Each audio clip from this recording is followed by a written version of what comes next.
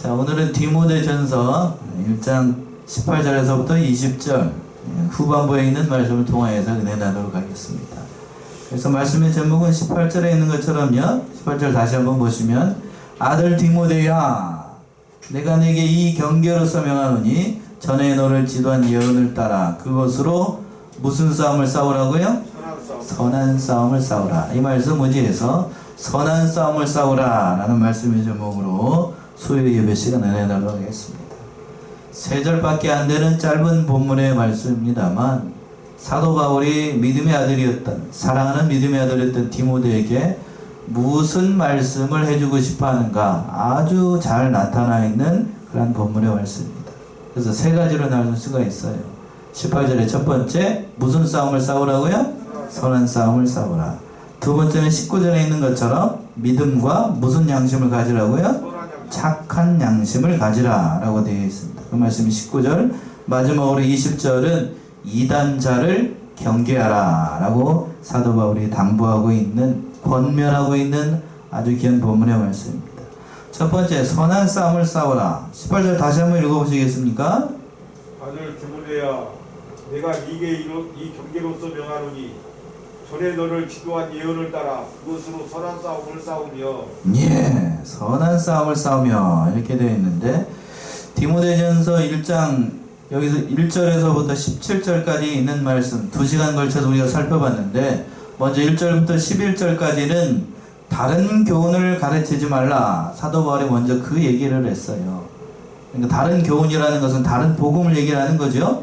다른 복음을 가르치지 말라. 사도 바울이 디모데에게 이렇게 엄히 경계했던 말씀이고, 그리고 지난주에 살펴봤던 것처럼 12절에서부터 17절에서는 그 다른 복음을 가르치지 않도록 사도 바울을 사도로 세우신 하나님의 은혜에 대해서, 하나님의 긍휼에 대해서 자신의 체험, 보통 우리는 이걸 간증이라고 얘기합니다. 그 간증을 들어서 하나님 앞에 영광을 찬송을 하는 겁니다. 그러면서 뭐라고 17절에서 그랬냐고 그랬죠? 16절에서 그랬습니다. 뭐라고 그랬냐면, 내가 죄인 중에서 누구라고요? 괴수라고 그랬습니다. 자기를 가리켜서 고백하기를 내가 죄인 중에서 괴수라. 믿음의 아들들이었던 디모데에게 그렇게 고백을 하는 거예요. 그만큼 하나님의 은혜를 입어서 점점 자신을 발견하고 하나님을 더욱더 알아가게 되니까 자기가 하나님 앞에서 어떤 존재인지를 많이 깨달은 거지요. 그리고 난 다음에 오늘 본문의 말씀 18절, 19절, 20절에서 사랑하는 믿음의 아들 디모데에게 이 이단 특별히 당부하고 싶었던 것, 사도 바울이 이렇게 3가지를 들어서 얘기를 하고 있습니다. 자, 첫 번째는 시작을 할 때 18절에서 그랬어요. 누구야? 라고 부르고 있어요. 아들 디모데야 라고 얘기했습니다. 아들 디모데야. 사도 바울은 그렇습니다. 보통 그래요. 보통 목사님들이나 신학자들은 다수가 그렇습니다. 뭐를 하지 않은 사람이라고요? 결혼하지 않았어요. 그래서 아들이 없어요. 자식이 없습니다. 자식이 없어요. 그런데 여기서 보게 되면 누구를 아들이라고 부르고 있어요? 디모데를 아들이라고 부르고 있어요. 아들 디모데야. 이 말씀 속에서, 이 한마디 말씀 속에서 사도 바울이 디모데를 얼마나 아끼고 사랑했는가를 잘 보여주는 말씀이죠. 아들 디모데야. 그래서 사도 바울이 영적으로 나왔어요. 말 그대로 영적으로 나와서 기르고 말씀으로 잘 길렀던 것이 디모데였습니다. 그래서 이렇게 부른 겁니다. 그래서 아들 디모데야 라고 부르면서 자기가 가르쳐준 그 말씀을 통해서 선한 싸움을 싸우라고 당부를 했습니다. 그래서 그 하반절에, 중반절에서 그랬죠. 내가 네게 이 경계로서 명하노니, 이걸 직역하게 되면 이렇게 돼요. 내가 이 명령을 너에게 맡긴다 라는 거예요. 명령을 맡긴다 라는 것인데, 명령은 무슨 명령을 얘기를 하는 건가? 앞에서 이미 얘기했습니다. 무슨 싸우면? 선한 싸움을 싸우라는 명령을 누구에게 맡긴다고요? 디모데에게. 특별히 앞에 한자가 더 붙죠? 2자가 더 붙어 있습니다. 아들 디모데에게. 내가 지금까지 너에게 가르쳐진 그 말씀을 따라서 반드시 너는 무슨 싸움을 싸워야 된다? 선한 싸움을 싸워야 된다. 그러면서 뭐라고 그랬냐면, 전에 너를 지도한 뭐를 따라? 예언을 따라. 이 예언이라고 하는 건 하나님의 말씀을 가리킵니다. 즉 성경 말씀을 얘기하는데, 여기서 예언이라고 하는 건 앞으로 일어날 일들에 대해서 기록한 그 말씀, 앞으로 이루어질 하나님의 말씀을 가리키는 거예요. 이걸 정확하게 나타나는 것이 요한계시록 1장 3절이죠. 요한계시록 1장 3절,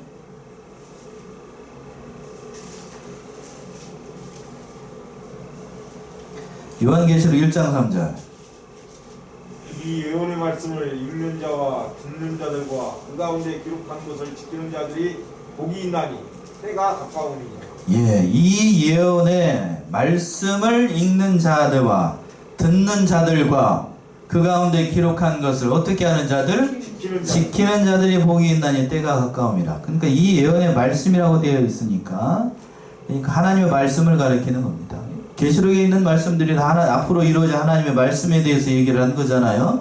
그런데 예언이라고 하게 되면 믿음이 연약한 성도들이나, 전에도 한번 말씀드렸습니다만, 그 예언하게 되면 무당이 점치는 것처럼 눈 감고 해가지고 막 이렇게 해가지고 신받아가지고 뭘 쓰고 났더니 당신이 어떻게 될 것이다, 당신의 죄가 있습니다, 부적을 써야 됩니다, 이런 게 예언이 아니고, 그런 게 예언 아니에요. 그런 게 예언 아닌 거 아니고. 그리고 또 기도의 은사를 가지고 있으신 분들이 그런 경향이 많은데, 열심히 기도하게 되면 하나님께서 뭔가를 주셨어요 그러면서, 꿈꿨어요 그러면서 다 이렇게 얘기하는 거, 그런 식으로 얘기하는 게 아니에요. 하나님이 요즘에는 그렇게 말씀을 하신다고요? 아니에요. 뭘로 말씀하세요 그러면? 성경으로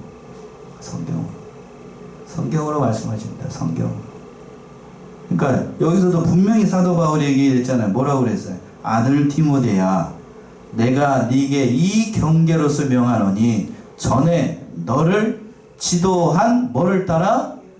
예언을 다른 말로 하나님의 말씀이라고 그랬죠. 하나님의 말씀을 따라 그 말씀을 가지고 선한 싸움을 싸우라. 다른 게 아니고 뭘로 말씀 싸우라고요? 말씀으로, 하나님의 말씀으로 싸우라. 하나님의 말씀으로.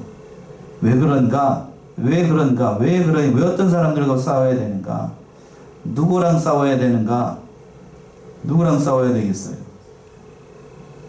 뒤에 가서 나와요. 뒤에 가서 나오는데, 그것을 싸워야 되는 진리, 너를 지도한 예언을 따라서, 그 하나님의 말씀을 따라 그것으로 선한 싸움을 싸우라. 바른 교훈을 가지고, 정통 복음을 가지고 그 이단 사이비한 사상과 싸워야 됩니다. 좁게는 앞에서 얘기한 1장 3절에서 얘기하고 있었던 그 말씀들을 얘기하는 거, 1장 3절과 4절에서. 3절 4절 한번 다시 한번 읽어보시겠습니까? 1장 3절 4절. 내가 마게도냐로 갈 때에 너를 권하여 에베소에 머물러 한 것은 어떤 사람들을 명하여 다른 교훈을 가르치지 말며 신화와 끝없는 족보에 청렴치 말게 하려 함이라. 이런 것은 믿음 안에 있는 하나님의 경륜을 이름보다 도리어 변론을 내는 것이라. 예. 좁은 의미로는, 그래서 4절에서 신화와 또 끝없는 뭐예요? 족보를 통하여서. 여기서 신화라고 하는 거는, 여기서 신화는 그때 당시에 그리스 로마의 그 신화를 얘기를 하는 거예요. 혹시 여러분들 가운데 그리스 로마 신화 읽어보신 분 있나요? 성경도 안 읽는데 그리스 로마 신화를 제가 왜 읽습니까 목사님? 이렇게 얘기하시는 분들이 있을지도 모르는데, 그리스 로마 신화를 보게 되면 제가 요약해서 말씀드리면 한마디로 인간보다도 못해요. 신들이, 거기에 나오는 신들이 누구보다도 못하다고요? 사람보다도 못해요. 사람보다도. 얼마나 성적으로 문란하고, 그게 뭔 신인지 알 수가 없지만 그 신이고, 그걸 가르쳐서 신이라고 얘기를 합니다. 그걸 가르쳐. 그런 신화. 그리고 끝없는 족보라고 하는 건 유대인들한테 얘기를 하는 건데, 족보 자랑하면서 내가 누구의 혈통이다, 어떤 족보의 사람들이다, 이렇게 얘기를 하는 거, 그 자랑하는 거, 그 자랑하는 거. 자신의 믿음이 없이 그것만 자랑한다라고 해서 이스라엘, 아브라함의 혈통이나 누구의 혈통이라고 해서 그것만 가지고 구원을 얻는 게 아니지요? 아닙니다. 그 얘기를 하고 있는 거예요. 또 넓은 의미로 얘기한다라고 하면, 이 모든 것을 가지고 조종하는 사단과의 싸움에서 이기라는 거예요. 그런 선한 싸움을 싸우라는 얘기입니다. 에베소 6장을 한번 갑시다. 에베소 6장 12절 13절. 에베소 6장 12절 13절. 우리의 씨름은 혈과 육을 상대하는 것이 아니요 통치자들과 권세들과 이 어둠의 세상 주관자들과 하늘에 있는 악의 영들을 상대함이라. 그러므로 하나님의 전신과 표를 취하라. 이는 악한 날에 너희가 능히 대적하고 모든 일을 행할 후에 서기 위함이라. 예. 개역한 걸 이렇게 되어 있어요. 12절 보시면 우리의 씨름은 혈과 육에 대한 것이 아니요 정사와 권세와 이 어두움의 세상 주관자들과 하늘에 있는 무슨 영들? 악한 영들, 악한 영들의 악한 영들. 악한 영 하면 대표적으로 누가 떠올라요? 사단을 얘기를 하는 거죠. 사단. 그러니까 이 세상은 선한 싸움을 싸우라고 하는 건 그런 의미예요. 이 악한 영과의 싸움에서, 사단과의 전쟁에서 반드시 너는 뭐 해야 된다? 선한 싸움으로 싸워서 져야 되겠어요? 이겨야 되겠어요? 이기라는 얘기입니다. 그 전쟁에서 승리해야 된다. 뭘 가지고? 말씀을 가지고 싸워야 돼요. 다른 교훈이 너무나도 많이 들어와 있기 때문에 사도 바울이 있던 때에도 바른 교훈의 말씀들이, 다른 복음의 말씀들이 많이 들어와 있었고, 그 아들이었던 디모데, 영적인 아들이었던 디모데 시대에도 그 이단들이 많이 들어오고, 한마디로 이단이에요. 오늘날에도 이단이면 있어요, 없어요? 있습니다. 그 다른 복음을 싸우지 않고 용납하게 되면 결국에는 다 성도들이 다 그 복음을 따라가서 결국엔 망하는 길로 가게 되는 거예요. 오늘날의 자유주의 신학, 그릇된 신비주의 은사, 또 세상주의가 기독교 안에 너무나도 많이 들어와 있습니다. 자유주의 신학, 신비적인 은사들, 온 교회를 정통교회 안에도, 그러니까 오늘날 보게 되면 이른바 대한민국에서 정통의 길을 걸어간다라고 하는 그 고신, 보통 그렇게 얘기하죠. 그 고신, 합동, 합신 이렇게 얘기를 하는데, 고신도 옛날 고신이지? 아니에요. 아닙니다. 아니에요. 자유주의 신학이 너무 많이 돌아가고 신학이 잘못되어 있기 때문에 온통 다 그런 신학으로 넘어갔어요.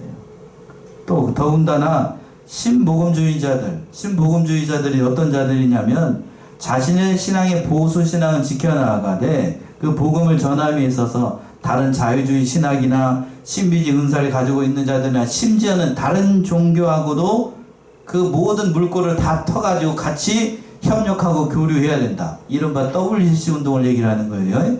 WCC 운동.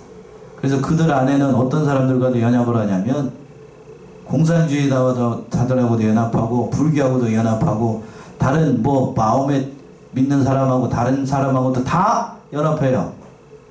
그러니까 통합식에서 그런 일들을 많이 하죠. 그런 일들을 많이 합니다. 그게 성경적으로 옳을까요? 옳지 않아요. 옳지 않아. 내 정체를 드러내지 않고 복음 전하기 위해서 그들과 연합을 하게 된다. 자신의 신앙은 지켜나가고 예수를 전하기 위해서라도 그렇게 해야 된다라고 얘기를 하게 되는데, 결국에는 그렇게 되면 누구만 손해가 나는가? 그 사람들이 손해가 날까요? 아니면은 내가 손해가 날까요? 내가 손해가 난다고. 내가 손해가 나. 예수님이 그렇게 말씀하셨어요. 나를 반대하지 않는 자는 나를 위하는 자라고 얘기를 했습니다. 반대하지 않고 그냥 묵묵하고 침묵하고 있으면 결국에는 그들과 같은 자가 되는 거예요. 마가복음 한번 가보세요. 마가복음 9장 39절 40절. 마가복음 9장 39, 40.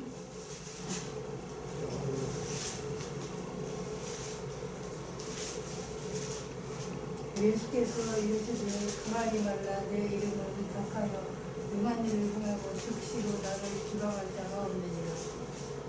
40절까지요.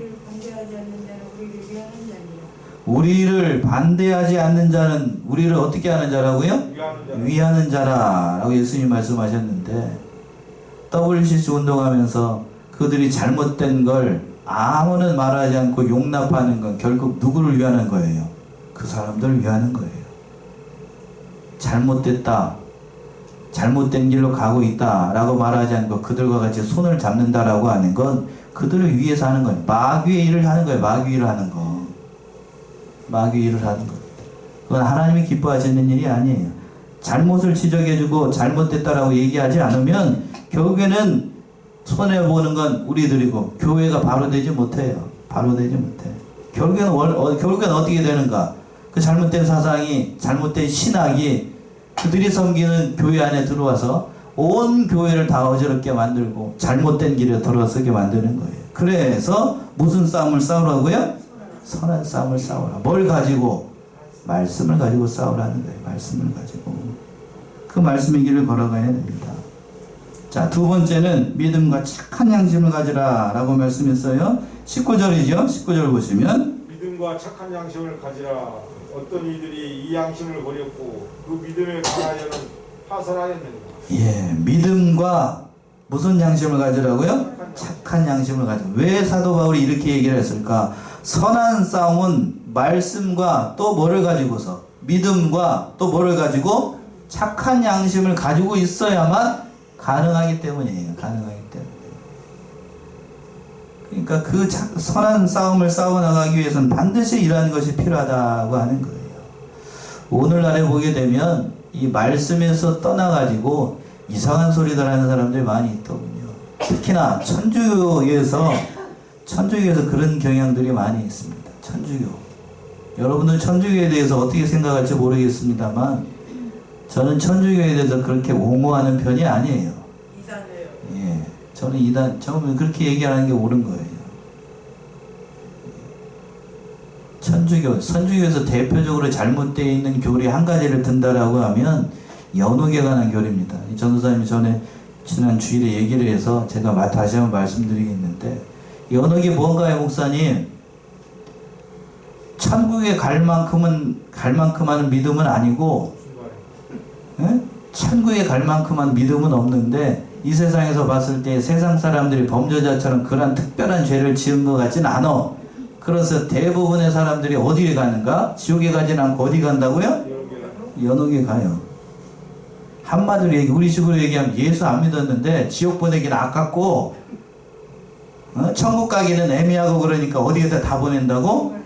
연옥 보낸다고. 연옥에다. 그게 천주교의 교리예요. 그런데 그런 게 잘못된 거예요. 원사님 오해하실 것 같아서. 그 잘못된 거예요. 동영상 보시는 분들. 예, 잘못된 겁니다. 잘못된 거. 그래서 전 연옥의 교리, 성경에 그런 말이 없어요. 예? 그런 말이 없습니다. 그런데 그러면서 주장을 하기를 뭐라고 얘기를 하냐면 사랑의 하나님이 예수를 안 믿었다고, 예수를 안 믿었다고 그 사람들 다 지옥에 보내면 이게 뭔 사랑의 하나님이냐 이렇게 주장한다고요. 그럼 제가 반론으로 뭐라고 얘기를 하냐면 앞에 사랑의 하나님 있고 그 뒤편에 공의의 하나님은 어디로 사라졌구만. 그런가요? 그렇게 얘기하면 뭐라고 얘기를 하실 거예요? 네? 쉽게 얘기해서 아담과 하와가 저기 선악과를 따먹고 모든 인간이 다 범죄를 함으로 다 죄인이 됐잖아요. 다 죄인이 됐어요. 다 죄인이 됐습니다. 하나님의 공의대로 산다라고 하면, 하나님의 공의대로 산다라고 하면 이 세상에 있는 모든 사람들 다 지옥 보내도 인간 편에서 봤을 때 아무 말도 못해요. 아무 말도 못합니다. 아무 말도 못해요. 여러분들 다 여기 있는 사람들 다 지옥 가도 하나님 편에서는 손해나는 게 아무것도 없다니까요. 다시 시작하면 돼. 근데 하나님의 사랑, 하나님의 긍휼이 그걸 용납할 수 없어가지고 여자의 후손을 약속하신 거예요. 그걸 하나님의 사랑이라고 얘기합니다. 하나님의 사랑이라고 얘기를 할 때는 그렇게 얘기를 하는 거예요.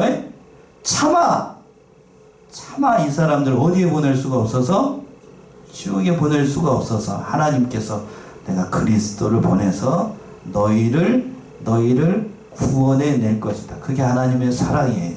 하나님의 사랑. 잘못 이해하는 사람들이 너무 많다고요. 잘못 이해하는 사람. 자, 어쩌다가 이 연옥에 대해서 얘기를 하면서 그 얘기를 했네요. 연옥은 잘된 교리가 아니고 잘못된 교리예요. 잘못된 교리. 그러면서 뭐라고 얘기를 하냐면, 그러면 연옥에 있는 사람은 어떻게 천국에 갈 수 있는가? 어떻게 천국에 갈 수 있는가? 천국에서 뭐라고 얘기를 할 것 같아요? 이 세상에 있는 사람들이 연옥에 있는 사람들을 위해서 열심히 빌어야 된대. 어떻게 열심히 비는가? 천국에서 뭐라고 얘기를 하는가? 저기 예수 안 믿고 간 사람들 이름을 다 써요. 예? 이름을 써. 아무개 누구 이름 쓴다고요? 아무개 이름 쓰고 봉투에다가 얼마씩 넣어가지고 헌금함에다가 땡그랑 넣었을 때에, 예? 그 영혼이 어디에 간다고? 연옥에 있던 그 영혼들이 어디에 간다고요? 천국에 간다고. 언제 가는지 아는가? 많이 는 만큼. 그게 천주교의 대표적으로 잘못된 거예요. 뭘 하기 위해서 그럼 천주교에서 그 교회를 만든 것 같아요? 돈 벌으려고. 그래서 그 잘못된 교리, 그것뿐만 아니라 여러 가지가 있었는데, 그 천주교의 잘못된 교리를 반박하고 나와가지고 95개조 반박문을 가지고 나왔던 사람이 있어요. 그게 누굴까요? 루터예요, 루터. 그게 잘못됐다. 95개조 반박문을 가지고 종교개혁을 일으켰던 사람이 바로 루터였어요, 루터. 천주교는 이렇게 타락한 종교이다 라고 얘기를 했던 겁니다. 그래서 뒤에 가서 쭉 얘기를 하면서 종교개혁자들이 여러 가지로 노선이 정리가 되지 않았으니까 5가지 오직이라는 걸로 그 대표적으로 얘기를 했습니다. 5가지 오직이 뭘까? 첫 번째가 뭐냐면 오직 성경이에요. 오직 성경. 들어보셨나요? 5가지 오직. 오직 성경. 두 번째가 뭘 것 같습니까? 오직 은혜. 세 번째가 뭘 것 같아요? 많이 들어봐서 혹시 아시는 분 있을지 모르겠어요. 오직 믿음. 네 번째가 뭘 것 같아요? 오직 우리가 누구를 통해서만 구원을 얻죠? 예수님을 통해서만. 오직 그리스도. 그리고 마지막으로는 한 번 빠지면 큰일 나죠? 누구를 영광을 위해서? 오직 하나님의 영광을 위하여. 그러니까 첫 번째 오직이 뭐라고요? 저만 신났네. 오직 누구를, 뭘로만? 성경. 오직 성경을 통해서만. 하나님이 인간에게 구원의 길을 여실 때에 다른 걸 주시지 않았다. 오직 뭘로만? 성경을 통해서만. 하나님의 말씀을 깨닫고 하나님의 뜻이 무엇인지를 뭘로만? 성경으로만. 그래서 말씀했죠. 오늘 18절에 다시 한번 봅시다. 18절 다시 한번 읽어보세요. 아들 디모데야, 내가 네게 이 경계로서 명하노니 전에 너를 지도한 예언을 따라 그것으로 선한 싸움을 싸우며 내게 지도한 뭐를 따라? 예언을 따라 선한 싸움을 싸라. 싸움을 싸울 수 있는 방법이 예언이에요. 그 예언이 뭐라면 하나님의 말씀이라는 겁니다. 그리고 두 번째가 뭐라고 그랬냐? 오직 은혜를 통하여. 이제 하나님의 은혜로 말미암아 우리가 구원을 얻는 거고, 또 하나님께 가는 길이 인간편에서 봤을 때 오직 뭘로? 믿음을 통하여서만. 또 누구를 통하여서만? 오직 그리스도로만. 오직 예수 그리스도로만. 그 모든 것이 누구를 통하여서? 오직 하나님께 영광이 된다는 겁니다. 5가지 오직을 통해서 그렇게 얘기를 했던 거예요. 그래서 19절에서 그랬습니다. 그러한 믿음을 가지고, 착한 양심을 가지고 그 모든 일들을 감당하라는 얘기입니다. 그래서 어떤 이들은 뭐라고 그랬습니까? 이 양심을 버렸고 이 믿음에 관하여는 뭐 했다고 되어 있어요? 파선했다라고 되어 있어요. 파선했다. 또 두 중요한 사실, 믿음과 더불어서 무슨 양심이라고 그랬습니까? 착한 양심이라고 했어요. 착한 양심. 여기서 착한 양심 또는 선한 양심이라고 얘기를 했는데, 이 착한 양심과 선한 양심은 믿지 않는 사람들에게선 일어날까요? 일어나지 않을까요? 일어날까 일어나지 않을까? 좀 애매하겠다. 있을까요? 없을까요? 믿지 않는 사람, 예수 믿지 않는 사람들에게 이런 착한 양심과 선한 양심이 있을까요? 없을까요? 없어요. 왜? 착한 양심이나 선한 양심은 예수를 믿는 사람이 성령의 인도함을 받아서 나오는 거예요. 그 착한 양심을 얘기를 합니다. 그러니까 세상 사람들, 믿지 않는 사람들은 이런 선한 양심을 기대할 수가 없어요. 그래서 이병기 목사님은 이걸 설명할 때 뭐라고 그랬냐면 중생한 영이 인도하는 양심이라고 그랬어요. 뭔 양심이요? 중생한 영이 인도하시는 양심. 예수를 믿어야만 중생을 하지요? 선한 양심을 발휘할 수가 있는 겁니다. 그런데 이 선한 양심은 시끄럽고 요란하고 그냥 북적지근한 데에서 그런 양심을 통해서 역사하시는 게 아니고 이 양심은 아주 세미한 소리이기 때문에 그 시끄러운 곳에서는 일어나지 않아요. 큰 역사가 일어나지 않습니다. 자, 열왕기 4월 한번 가보세요. 열왕기상 19장 11절에서부터 12절.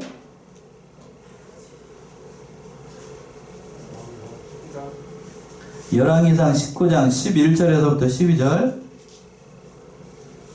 여호와께서 이르시되 너는 나가서 여호와 앞에서 사나하서라 하시더니 여호와께서 지나가시는데 여호와 앞에 크고 강한 바람이 사겨가지고 바위를 부수나 바람 가운데서 여호와께서 계시지 아니하며 바람 후에 지진이 있으나 지진 가운데서도 여호와께서 계시지 아니하며 또 지진 후에 불이 있으나 불 가운데서도 여호와께서 계시지 아니하더니 불 위에 세미한 소리가 있는지라. 예.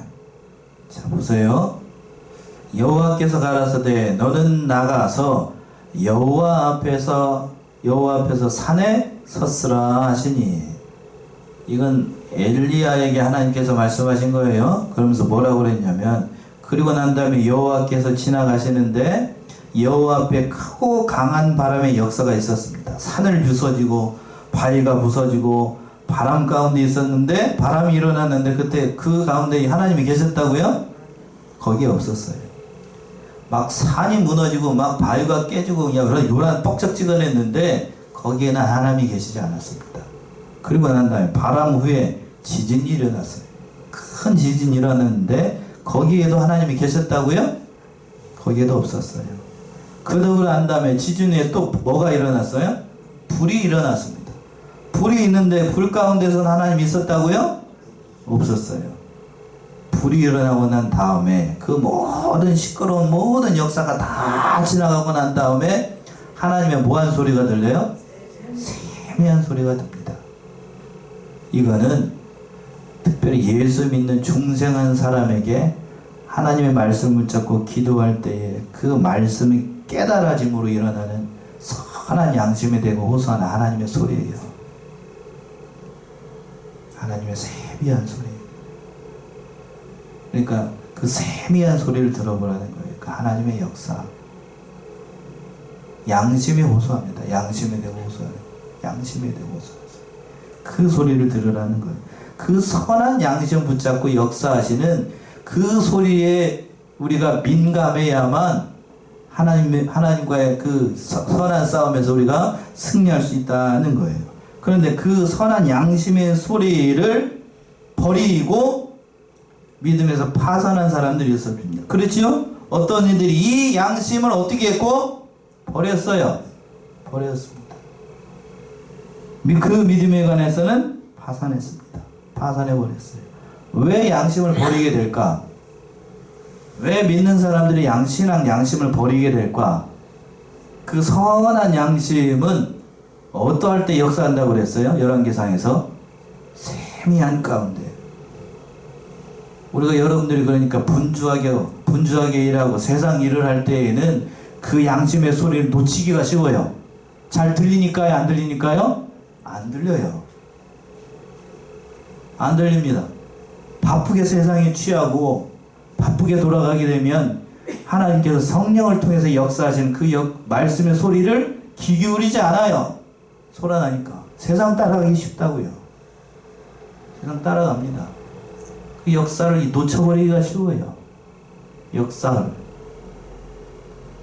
그래서 이병규 목사님 이걸 설명을 하실 때에 자기를 가르치신 스승 목사님이 자기를 이렇게 사사할 때 했던 말씀을 통해서 그렇게 하셨습니다. 김현봉 목사님이라고 혹시 아시죠? 우리 교단에 있었던 분들 다 아십니다. 지금 그 신천에 있는 그 교회를 얘기를 하는데, 그 김현봉 목사님이 그 자신 성경을 가르칠 때 특별히 3가지를 강조를 했대요. 우리 교단에 있는 분들은 다 아십니다. 뭐를 가르치셨는가? 말씀을 하실 때마다 그 얘기를 하셨대요. 첫 번째는 믿는 사람들은 일심정력해야 된다. 일심정력. 두 번째는 뭐라고 가르치셨냐면 믿는 사람들은 삼가 조심해야 된다. 말하는 것이나 행동하는 것이나. 그리고 마지막으로 뭐를 잘 써야 된다고요? 신앙, 양심을 지켜야 된다. 이 세 가지를 중요하게 얘기했대요. 첫 번째 뭐라고 그랬습니까? 벌써 까먹으셨어요? 일심 정력해야 된다. 일심 정력해야 된다. 믿는 일이든지 세상 일이든지 한 마음을 가지고 열심을 다해야 그 모든 일을 감당할 수 있다는 거예요. 그리고 두 번째, 삼가 말하는 것이나 행동하는 것이나 믿는 일이나 뭐든나. 그리고 마지막으로 세 번째는 뭐요? 신앙 양심을 지켜야 된다. 참 중요한 말씀이죠. 이 세 가지만 하면 믿는 자로서의 도리를 다 한다라고 봐요. 그런데 그 신앙 양심을 버린 사람들이 있어요. 양심을 버리면 어떻게 되는가? 믿음이 어떻게 된다고 그랬어요? 파손해버립니다. 파손해버려요. 옳은 것은 없고 껍데기만 남게 돼요. 껍데기만 남아.